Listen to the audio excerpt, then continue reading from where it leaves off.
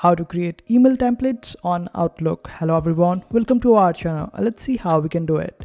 So on Outlook web, when you open up any particular emails, you would be able to see that you can copy them, the text, and you can also go with the images if you want to.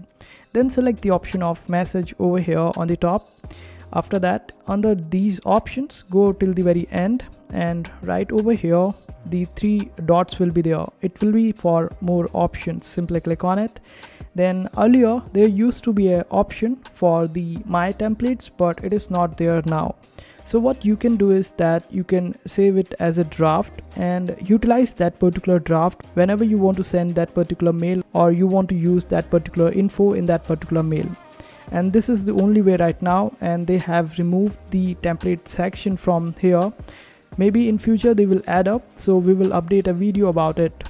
So I hope this video was helpful. Make sure to hit that like button and also subscribe to our channel for more helpful videos.